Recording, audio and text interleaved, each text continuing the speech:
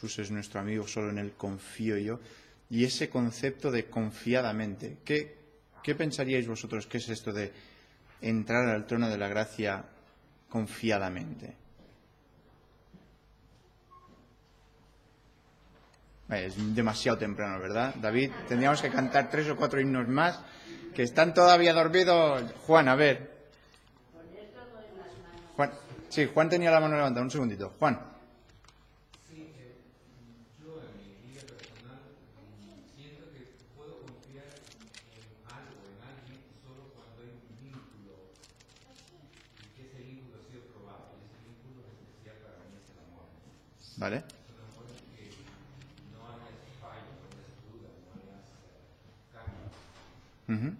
Raquel, ¿qué ibas a decir? No, que confiar es poner todas las cosas, todos tus problemas, pequeñas y grandes, al Señor. Ajá. Pero entrar eso es confianza, pero entrar confiadamente. No es la misma palabra, ¿no? Sí, pero uno es un nombre y otro es un verbo. Siempre que sea, siempre así. Sí. ¿Jordi? Entrar sabiendo que el Señor no nos va a rechazar, entre la obra del Señor Jesucristo podemos hacer ante la presencia inmediata. Exacto. O sea, yo creo que todas estas cosas obviamente van todas en la mezcla, ¿vale? O sea, es cuando hablamos de algo, a veces cada uno da un detallito, ¿no? de todo el conjunto, pero también el hecho de esa confianza, cuando tú tienes un amigo que le dices algo en confianza, sabes que esa persona no va a ir y publicarlo a 20 otras personas, porque en confianza se lo has dicho. Y puedes acercarte en confianza y decir, yo sé que tú me entiendes, yo sé que puedo hablar contigo porque tú me entiendes, ¿no? Y entonces vemos ahí a ese Hijo de Dios que está siendo mediador, es el mediador nuestro, que experimentó todo lo que nosotros experimentamos aquí, pero sin pecado. Entonces, por eso podemos entrar confiadamente, podemos entrar en confianza y estar seguros de recibir una respuesta. Pero bueno, me hizo recordar esto. Jaume.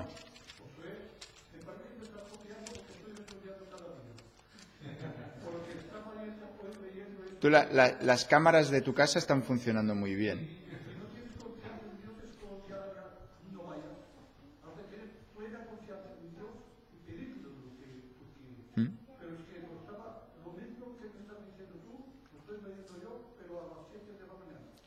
Pues yo a las 7 no. Esta mañana no, por lo menos. 7:30 o así. Muy bien, muy bien. Bueno, pues hoy vamos a estar mirando, la semana pasada estuvimos mirando acerca de Jesús, encontrando a Jesús en el Antiguo Testamento, el título, pero después os acordáis de qué estuvimos mirando. Malaquías. El ángel de Jehová, estábamos mirando el ángel de Jehová, y también la gloria de Jehová, ¿verdad? Estuvimos hablando acerca de las nubes, ¿verdad? ¿Alguien se ha acordado de lo de las nubes? Yo me he acordado, durante la semana he visto algunas nubes muy chulas y me he acordado de lo que yo dije, obviamente, pero del concepto del pensar que Él vuelve en esas nubes, ¿no? El Señor Jesucristo vuelve en esas nubes. Bien, pues hoy vamos a estar mirando acerca de Jesús en la ley. Jesús en la ley. Y ¿os acordáis de aquella historia? No vamos a decir que es una parábola porque no se deja claro que fuera una parábola, pero de Lázaro y el rico. ¿Os acordáis de aquella parábola? Yo estaba buscándola ahora mismo porque no me la apunté en el...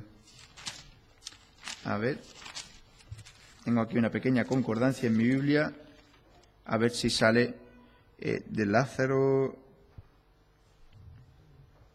Sí, Lucas 16. Vamos a ir ahí un momento. Lucas 16.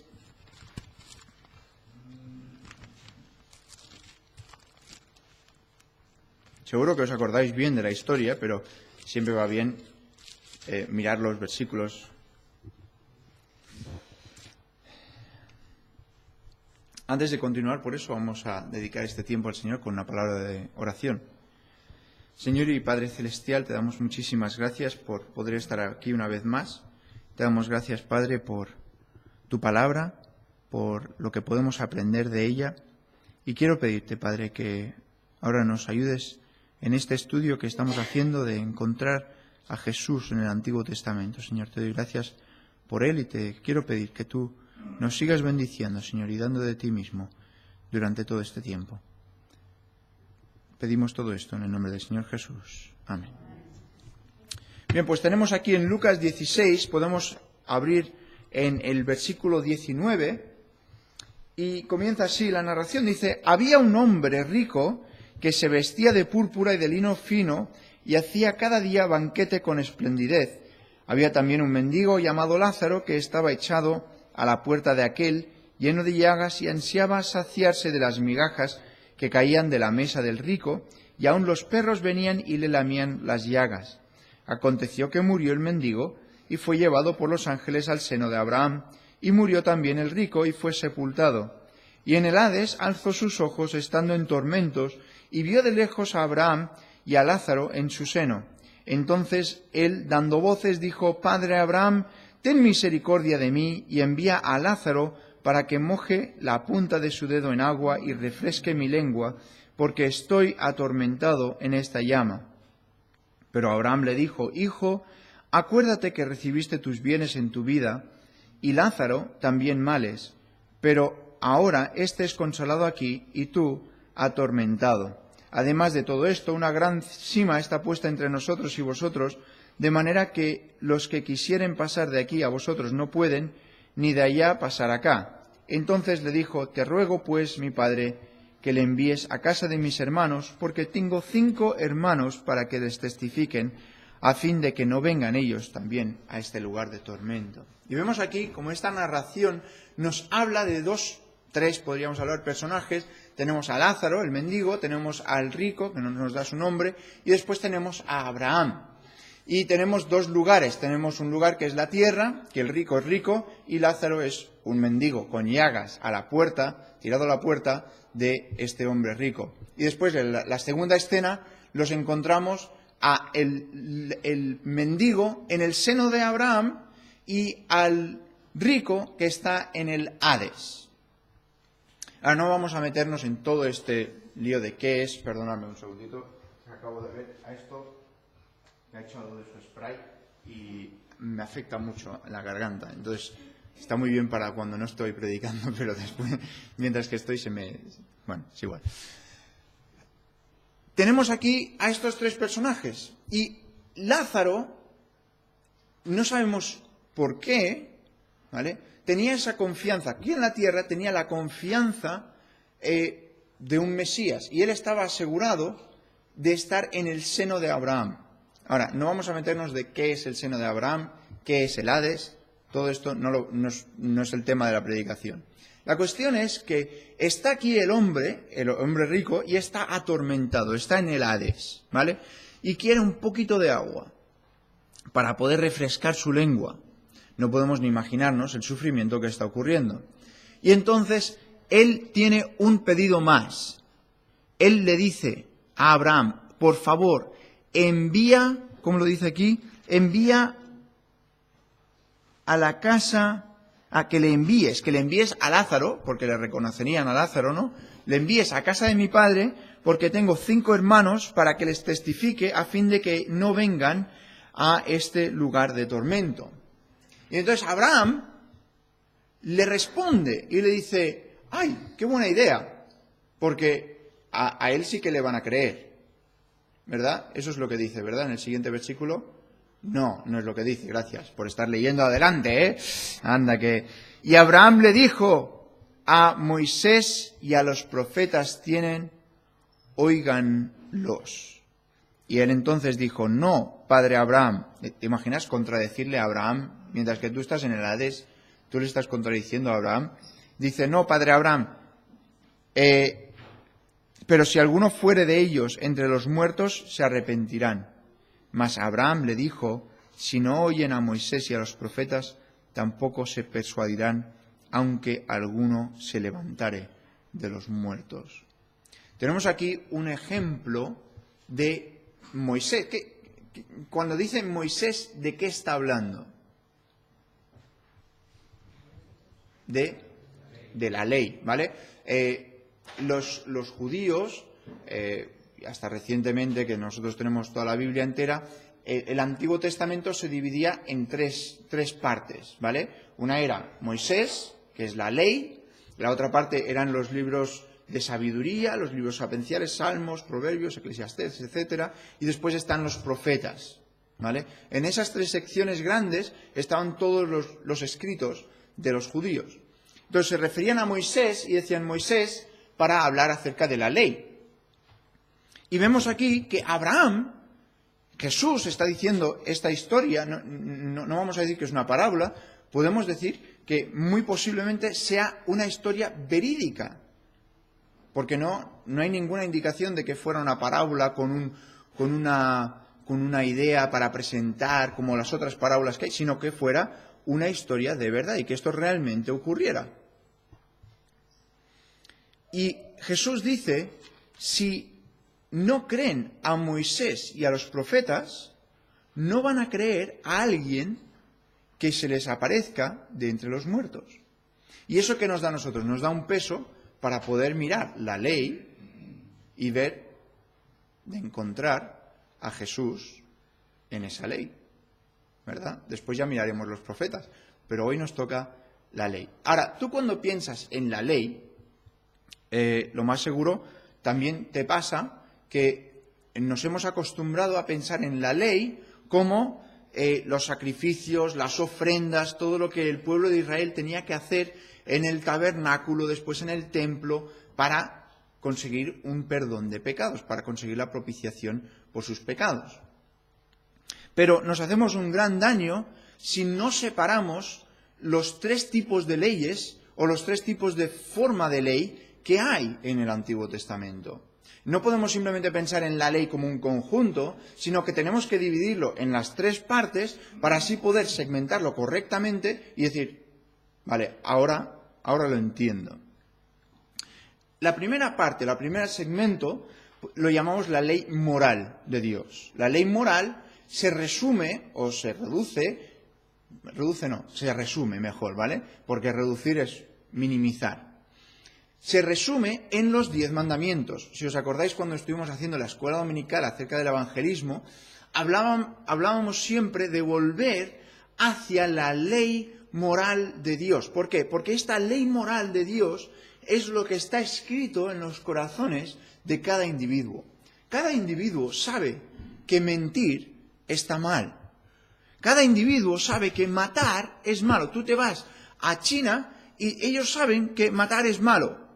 Tú te vas a Barcelona y ellos saben que matar es malo. Te vas a Egipto y saben que matar es malo. Tú te vas a Islandia. Islandia es un país, ¿no? ¿Sí? Islandia. Groenlandia, Islandia. Siempre me confundo. Sí, los dos son países. Bueno, tú te vas allí, a una zona remota, y ellos saben que mentir es malo. Y no importa el trasfondo que vengan, saben que hay algo malo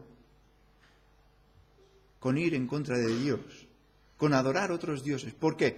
Porque esa ley moral de Dios que se nos da en 10 mandamientos, esa ley, ese código que Dios requiere del hombre, está escrito en la conciencia de cada individuo. Y por eso, cuando estuvimos haciendo nuestros estudios de evangelismo, es a donde vamos. Porque no podemos intentar justificar si una cosa es mejor que otra. Tenemos que siempre volver y dar el paso para atrás y decir, ¿crees que eres una buena persona? ¿Te acuerdas ahora? ¿Crees que eres una buena persona? Y si crees que eres una buena persona, vale, vamos a ver, vamos a comprobar si eres una buena persona o no. Y le llevamos a través de algunos de esos mandamientos. Y ellos se dan cuenta de que ellos no están a la altura de la ley moral de Dios. Esta ley moral de Dios nunca cambia. Cuando vino Jesús, ¿vale? Él no quitó esta ley moral de Dios. Él cumplió a la perfección esta ley moral de Dios. Pero Él no vino y no quitó nada de esta ley de Dios. De esta ley de Dios. Ahora, habían otras leyes. Por ejemplo, la ley ceremonial, ¿vale? La ley ceremonial guiaba a los israelitas en su adoración en el tabernáculo, en el templo. Estas ceremonias fueron abolidas cuando el Señor Jesús vino al mundo y Él murió, ¿vale? En Juan 2:19, si queréis ir ahí un segundito, Juan 2:19, eso es al principio del ministerio del Señor Jesús. Mira el versículo 18, dice, y los judíos respondieron y le dijeron, ¿qué señal nos muestras ya que haces esto? Respondió Jesús y les dijo, destruid este templo y en 3 días lo levantaré. Ahora, ¿qué está diciendo ahí el Señor Jesucristo? Está diciendo, tenéis este templo, tiene sus funciones, Dios ha ordenado que esto esté funcionando de esta forma, pero destruirlo y yo lo levantaré. Ahora, obviamente, el Señor Jesucristo estaba hablando de sí mismo, de su cuerpo, porque a partir de ese momento, la adoración iba a sufrir un cambio. La ley ceremonial, nosotros no la seguimos, ¿verdad? Tú no la sigues, ¿verdad? La ley ceremonial, no tienes un sumo sacerdote al cual vas para entregarle un cabrito, o unas palomas, o un becerro. No, ¿verdad? No. ¿Qué ha pasado? Sí que tenemos a Cristo. Espérate, Raquel, espérate. Sí que tenemos a Cristo, es verdad. Pero mi pregunta es, ¿estás haciendo lo que se les dice a los judíos de hacer en Levítico, de todas las ordenanzas, todas las leyes, todos los rituales? ¿Sí o no? No. Entonces, ¿qué ha pasado? Ha pasado que Cristo vino y Él quitó esa ley, ¿vale? Esa ley que había, sin quitar la ley moral de Dios, ¿vale? Quitó esas ceremonias. Esas ceremonias ya no se hacen, ¿vale? Ahora, hay personas que dicen que tenemos que seguir haciendo estas leyes morales de Dios. Perdón, esas leyes ceremoniales de Dios, ¿vale? Hay personas que dicen que tenemos que seguir intentando, pero Cristo esto lo quitó cuando Él murió en la cruz. Colosenses 2, del 13 al 14, Colosenses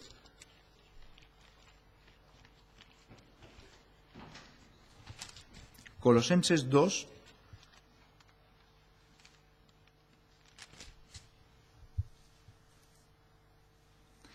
vamos a empezar en el versículo 11. Dice, en Él también fuisteis circuncidados con circuncisión no hecha a mano, al echar de vosotros el cuerpo pecaminoso carnal en la circuncisión de Cristo, sepultados con Él en el bautismo, en el cual fuisteis también resucitados con Él mediante la fe en el poder de Dios que le levantó de los muertos. Dice, y a vosotros, estando muertos en pecados y en la incircuncisión de vuestra carne, os dio vida juntamente con Él, perdonándoos todos los pecados, anulando el acta de los decretos que había contra nosotros, que nos era contraria, quitándola de en medio y clavándola en la cruz. No dice, y entregándola a los rituales que habían establecidos. No dice. Dice que la justicia de Dios ahora se resuelve en la cruz del Calvario. Lo que Dios requiere de ti, ahora lo mira a través de la cruz. ¿Vale? Entonces, tenemos la ley moral de Dios, que es abolida o no es abolida. ¿Sí o no? No. ¿Vale? Las leyes ceremoniales, ¿son abolidas, sí o no? Sí. He hecho un cambio de pregunta, entonces para si estáis atentos o no. Y después tenemos la ley civil. La ley civil básicamente eran los preceptos, las penalidades que gobernaban la sociedad de Israel. Eran leyes que estaban hechas como una sociedad, ¿vale? Cómo vivían, cómo era su estilo de vida. Ahora, cuando rechazaron a Jesús como Mesías, Dios entonces obró para que Roma les destruyera en el año 70, si no me equivoco, después de Cristo, y arrasó completamente con todo lo que ellos tenían, todo el gobierno que ellos tenían, estas leyes civiles. Entonces, ¿qué nos dice la ley de su dador? Porque os acordáis, en Juan nos dice, ¿qué nos dice?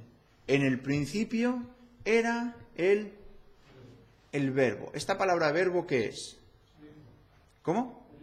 No, la palabra verbo, ¿qué es? En griego, va, esta es fácil. En griego. Logos, ¿vale? Esta es fácil, ¿eh? Logos. El otro día, Marta, ¿cuál era? Leche. ¿Cómo no me acuerdo de leche? Gala es leche, que lo sepáis también, ¿vale? Logos.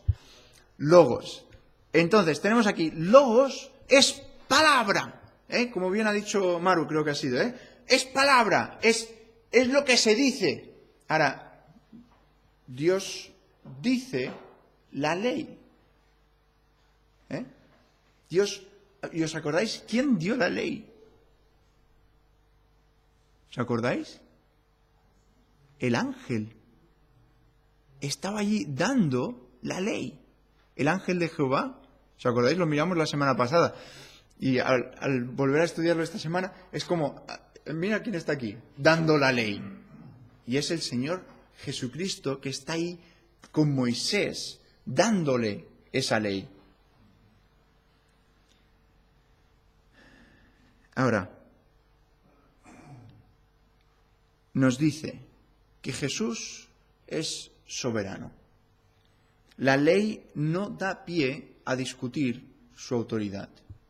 Tanto la ley moral como la ley ceremonial eran leyes que no decían, bueno, si os parece bien, sino que yo soy Jehová vuestro Dios y tal cosa no haréis, y haréis esto así, y lo haréis así, y esto se hará de esta forma. Y esto nos indica de que Jesús es soberano. ¿Qué quiere decir soberano? Por encima de todo, que Él lo llena todo. Jesús también es santo. Tenemos aquí la ética de la ley moral. Esto realmente es indiscutible. Coges a un gobierno que no sigue los principios que se encuentran en esa ley moral y tienes un país corrupto.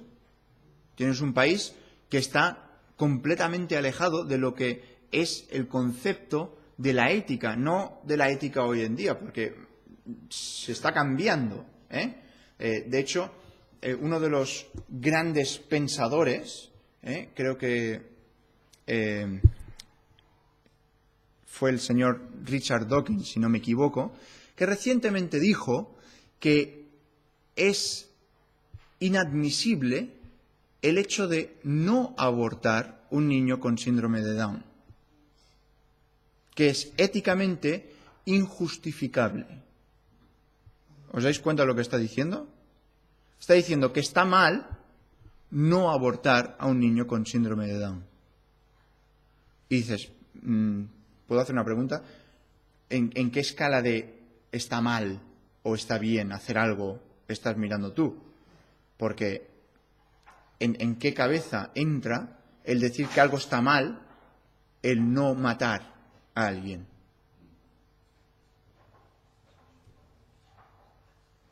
¿En qué cabeza? En uno de los científicos más respetados del mundo, porque los evolucionistas con Richard Dawkins lo tienen en lo más alto. Lo que diga él es lo que...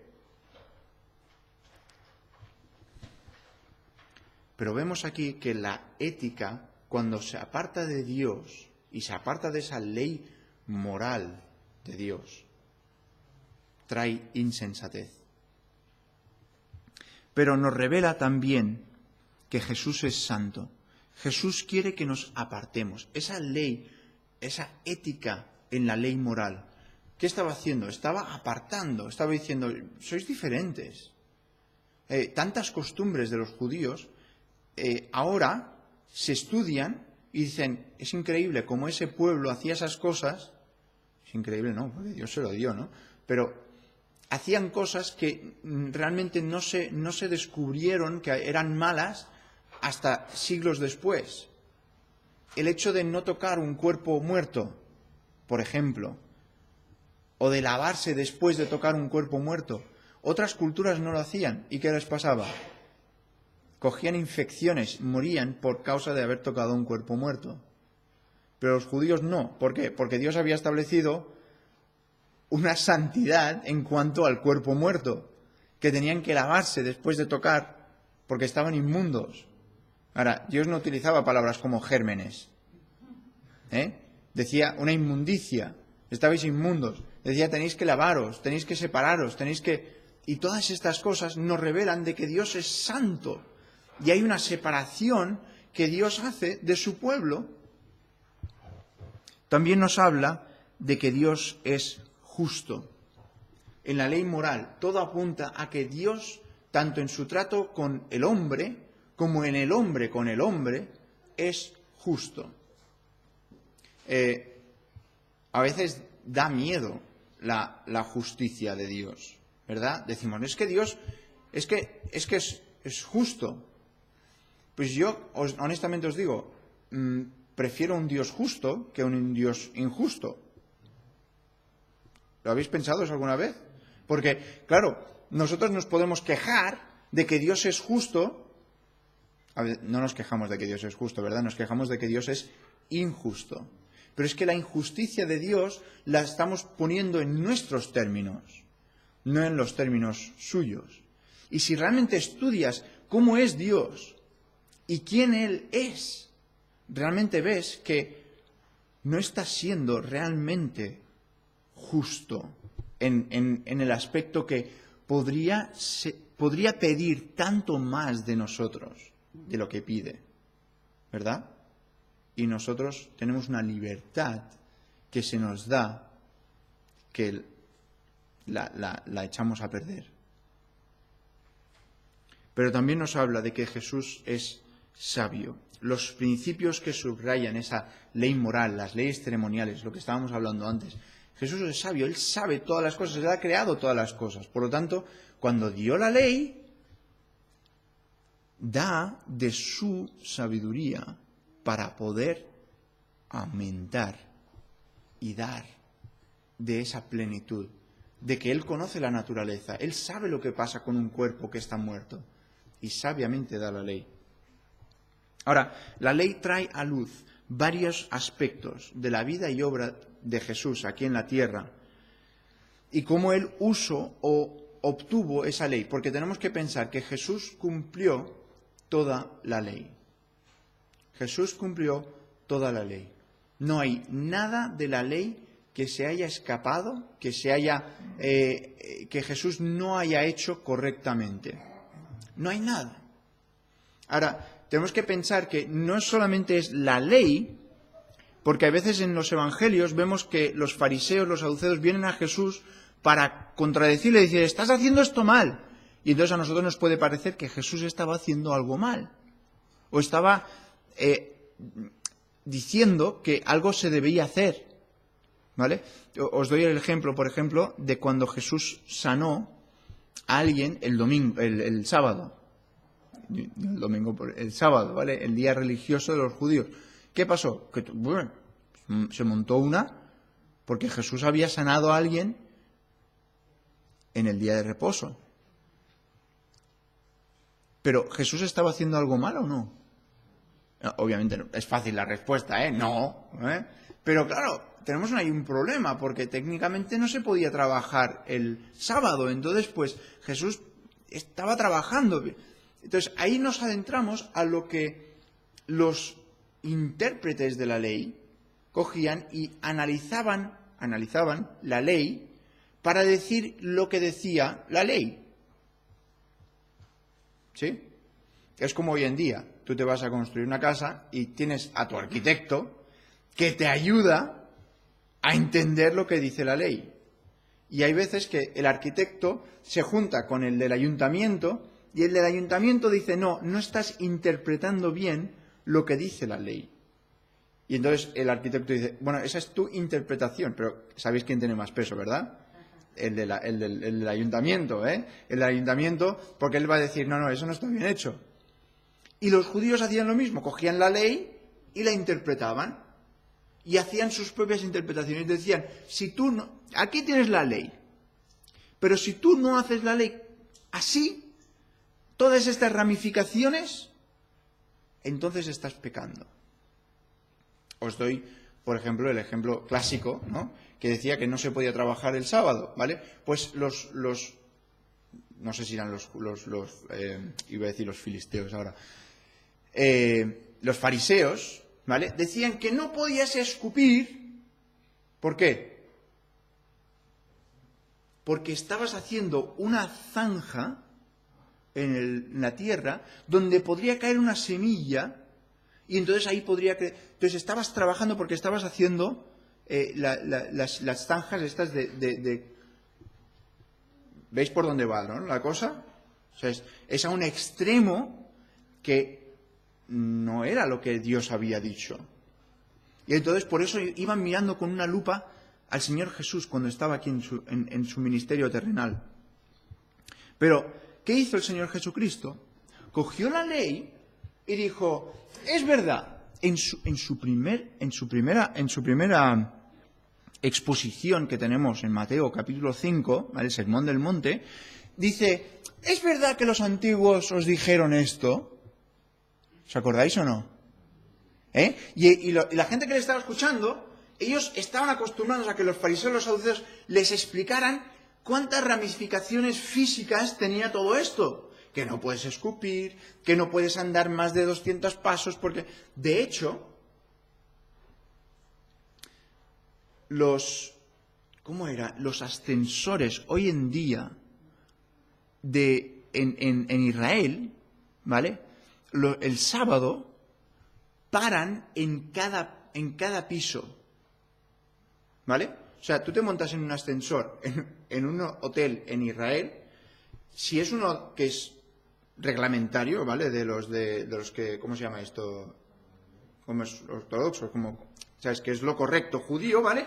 Tú te entras en el ascensor y tú no apretas ningún botón porque estás trabajando, sino que el ascensor para en cada planta, de subida y de bajada, ¿vale? Imagínate que estás en un hotel de estos grandes, tienes para rato. Pero llevan el extremo. ¿Y qué hace el Señor Jesús en Mateo 5? Oísteis que fue dicho, no matarás, físico. Pero yo os digo que ¿qué hace? La mente y el corazón. Quien diga en su corazón, necio, es culpable. Y no sé la cara de la gente, ¿eh? ¿Cómo? Que el físico de matar, y esto es peor, que adulterar y mirar. ¿Estás diciendo que es lo mismo? ¿Qué está diciendo? Está amplificándolo, no solamente para abarcar a lo físico, sino a lo espiritual, a lo mental, a el corazón. Vemos aquí que en la enseñanza de Jesús se refleja esa ley. Pero también vemos la vida y la luz del Señor Jesucristo y después vemos la luz de la ley. Los efectos de la ley son convicción. A ti se te presenta la ley moral de Dios y tú dices, yo soy pecador, ¿verdad? Esto es lo que estuvimos estudiando ya, pasado. Y a ti se te dice, mira, tú no has hecho esto, ni esto. Eres pecador, delante de Dios eres un pecador. Yo soy un pecador. ¿Y qué es lo que pasaba cuando la gente se encontraba con Jesús? Cuando la gente se encontraba con Jesús, tenían exactamente la misma reacción. Se daban cuenta de que ellos no eran dignos de estar en la presencia de este hombre. Incluso le pasa con demonios. En Mateo 8:29, Jesús está hablando con un hombre poseído y los demonios le dicen al Señor Jesús, ¿qué tienes con nosotros, Jesús, Hijo de Dios? ¿Has venido acá para atormentarnos antes de tiempo? Y en Lucas 5:8, Pedro reconoce que Jesús se había encontrado con Jesús, se había encontrado con el hecho de que él no era nadie. Dice, viendo esto, Simón Pedro cayó de rodillas ante Jesús, diciendo, apártate de mí, Señor, porque soy hombre pecador. Vemos que la ley moral de Dios y Jesús traen la misma convicción de pecado, de sentirme que no soy nadie. La ley moral de Dios, ejemplificada en la vida de Jesús, prepara el camino para el Evangelio. Prepara el camino para poder hablar a los demás del glorioso mensaje de redención.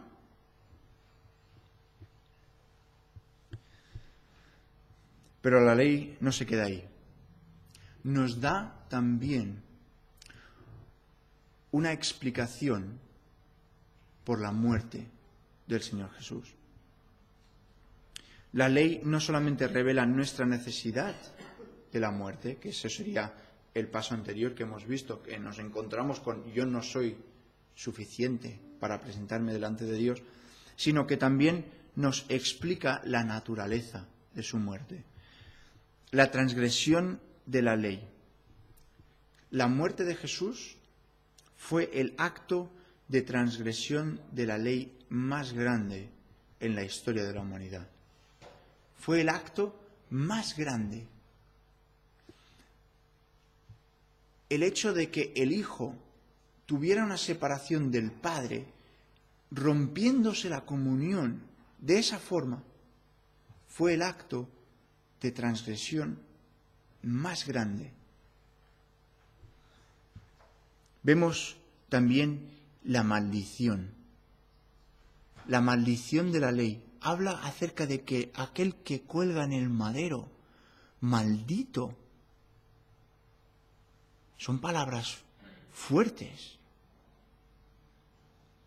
La maldición de la ley fue puesta sobre el Señor Jesús para que Él la llevara en vez de su pueblo.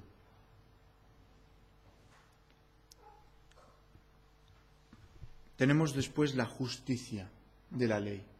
¿Os acordáis? Tenemos unos cuantos principios básicos aquí. La retribución. ¿Qué es la retribución? Acabar esta frase. Ojo por ojo, diente por diente. Eso es retribución. Eso es que yo siempre utilizo el ejemplo, ¿no?, de si tú rompes algo de alguien, tienes que restituirlo, ¿vale? Y esto a veces es difícil, ¿verdad? Que no quieres hacerlo porque se te ha roto algo que es caro, ¿verdad? Y entonces pues tienes que hablar con esa persona para decir, vale, lo voy a restituir, quizás me tarda 40 años de mi vida, pero te lo voy a restituir, ¿verdad? Y si alguien, por ejemplo, rompe algo muy valioso, vamos a decir, un coche, cuesta dinero un coche, ¿verdad? Y alguien coge y lo estampa contra una pared, ¿vale? Y dice, no te preocupes, que lo voy a restituir. Te aseguro que te voy a restituir el coche. Y vamos a decir que eso era un Mercedes. Y viene la persona y llega con un Tata. ¿Sabéis la marca Tata? Vale. Ahí está mi ejemplo.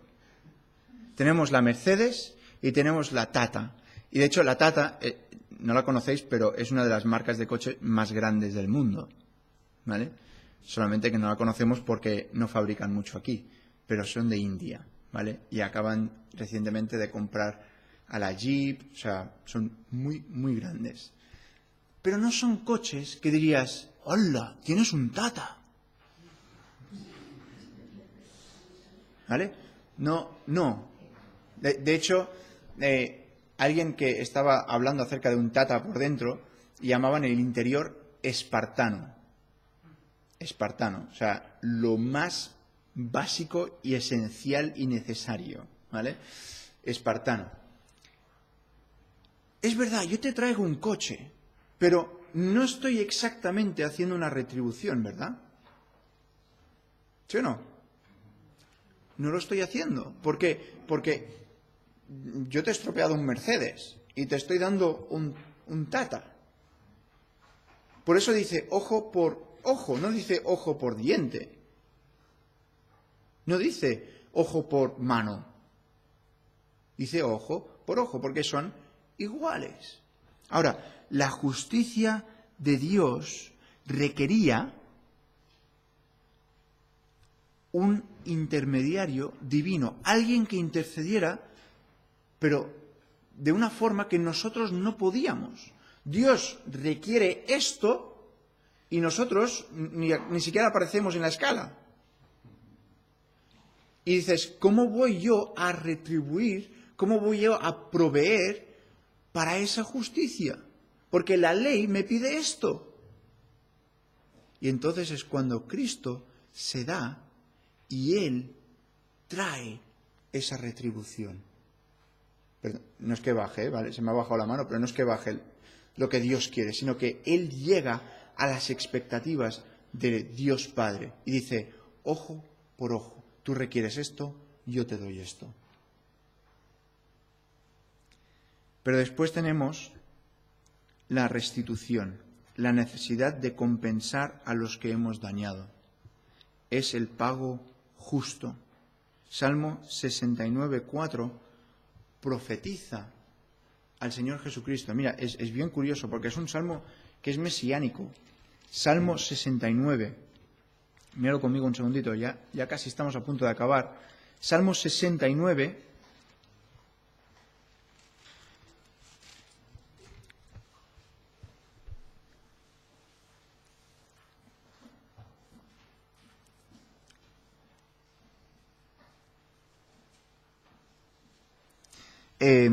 Y es uno de los salmos mesiánicos más evidentes, ¿vale? Si vas leyendo el salmo vas diciendo, wow, mira esto lo que dice acerca del Señor Jesús en el momento de su muerte, ¿sabes? Mira, el versículo 9, el Señor Jesucristo mismo habla acerca de esto, dice, porque me consumió el celo de tu casa y los denuestos de los que te vituperaban cayeron sobre mí, llorí afligiendo con ayuno mi alma, y esto me ha sido por afrenta. O sea, hay un montón de cosas aquí en este salmo que podemos mirar. Pero mira en el versículo 4. Se han aumentado más de los cabellos de mi cabeza los que me aborrecen sin causa. Se han hecho poderosos mis enemigos, los que me destruyen sin tener por qué. ¿Y he de pagar lo que no robé? Tenemos aquí el Señor en un salmo profetizado, y he de pagar lo que no robé. Tenemos esa historia del niño que crea un barco, que hace un barco y que va al río para poner su barco allí y el barco se le va corriente abajo y semanas después se lo encuentra en una tienda, el barco, y entra a la tienda y dice, ese es mi barco. Y el hombre dice, no, perdona, este barco está aquí, está a la venta, si lo quieres lo puedes comprar. Y el niño al final después tiene que ahorrar mucho dinero y al final compra el barco que él hizo. Y el Señor Jesús aquí está profetizado diciendo, ¿tendré que pagar, tendré que restituir algo que yo no robé? ¿De qué está hablando? La ley pide que haya una devolución. Una devolución. Y quizás a ti te ha pasado. Tienes que pagar algo, pero algo que tú no tienes por qué pagar. Y se te demanda que pagues eso.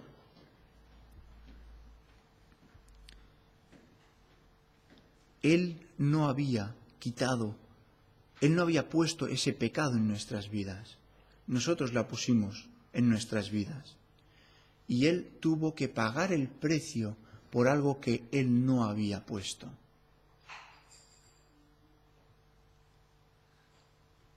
llegamos al tercer punto de esta justicia de la ley, que es un impedimento. La justicia debía ser hecha para que así otros lo vieran y fuera un impedimento al pecar. El impedimento más grande para ti y para mí a que pequemos es el hecho de que Cristo murió en la cruz por nosotros.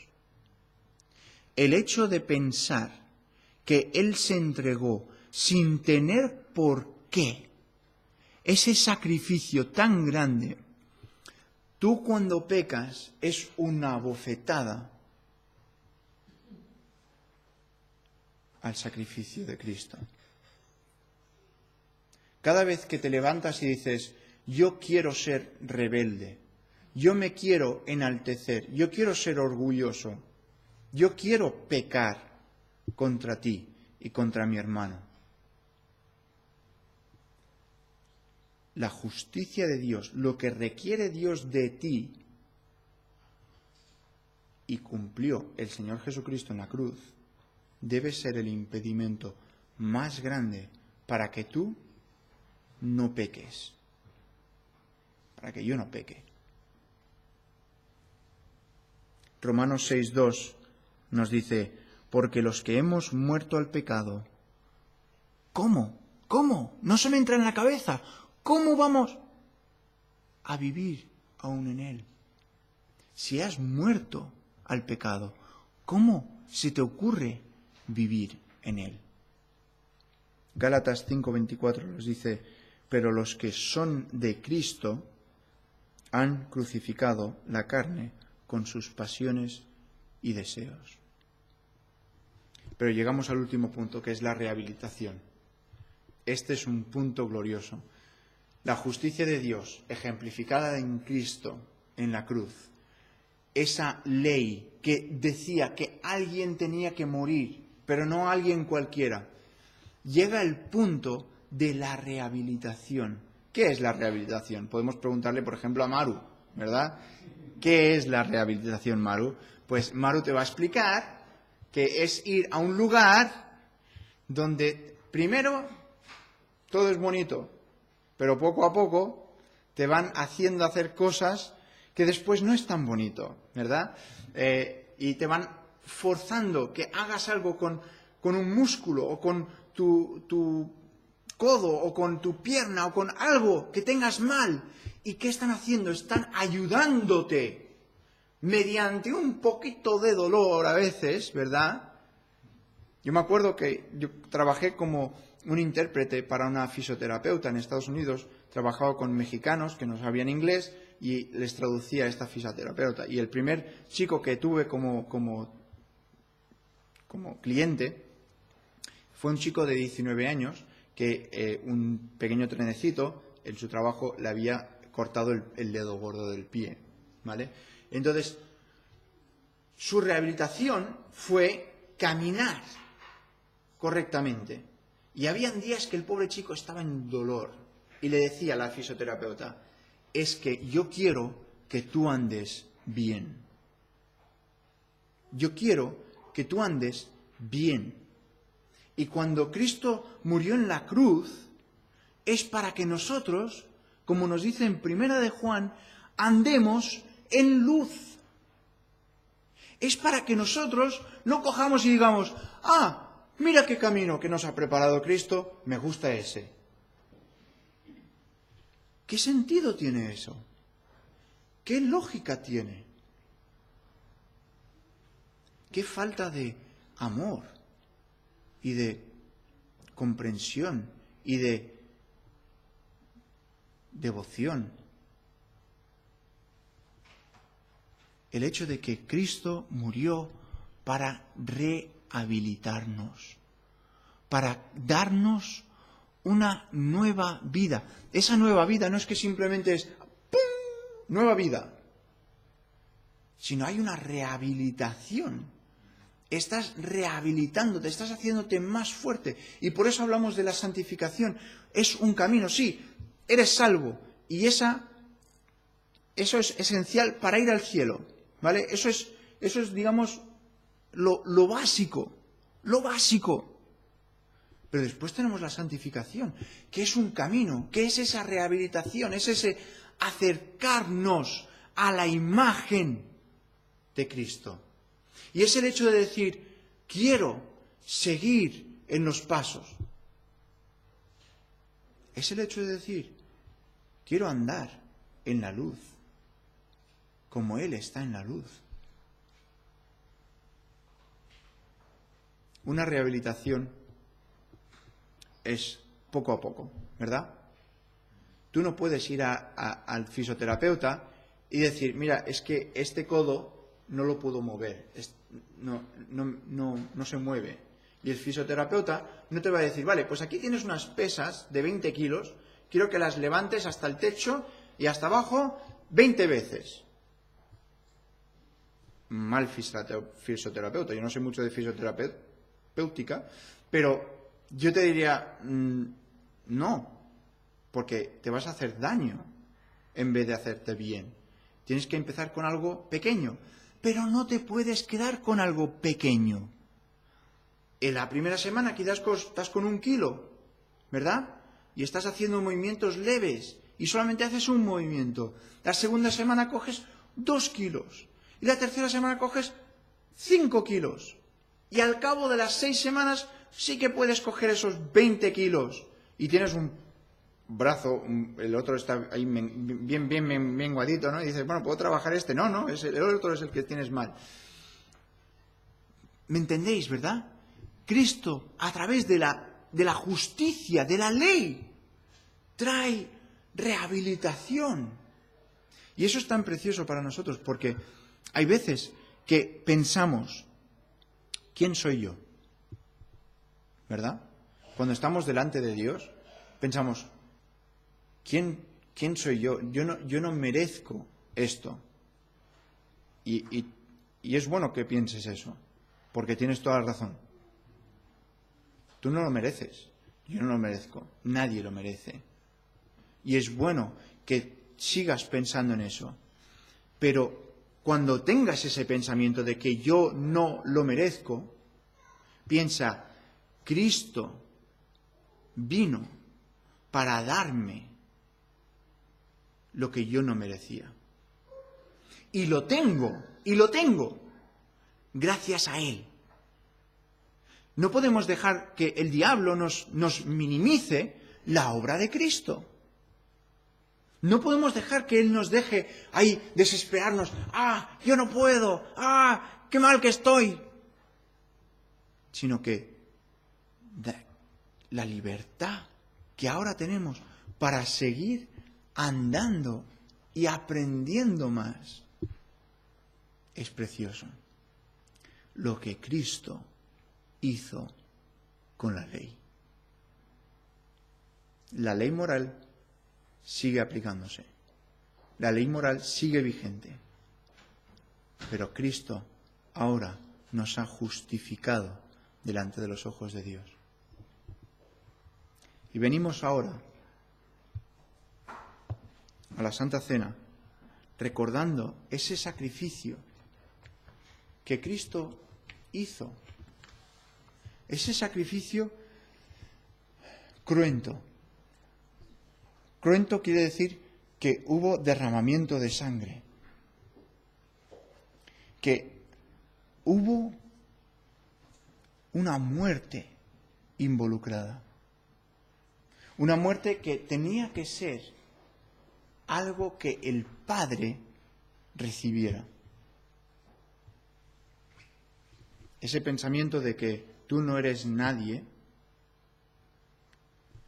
es bueno recordar que no somos nadie en cuanto a la justicia de Dios, pero Dios nos ha hecho aceptos delante del Padre. Y si somos alguien, es por Él.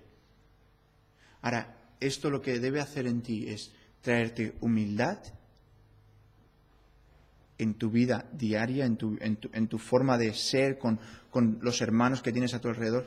Cuando otro hermano viene y te dice, mira, es que algo ha pasado en mi vida y mira qué ha pasado y tal. Porque automáticamente, ¿sabes qué nos pasa? La autojusticia de ¿qué has hecho? De ¡oh! ¿Sí? Pero si te das cuenta de que tú estás en la misma condición de pecador, tú, por eso dice, cuidado, el que piense que esté firme, que vigile, que tenga cuidado, porque esa firmeza no viene de parte suya, viene de Dios. Sé humilde. Mire que no caiga.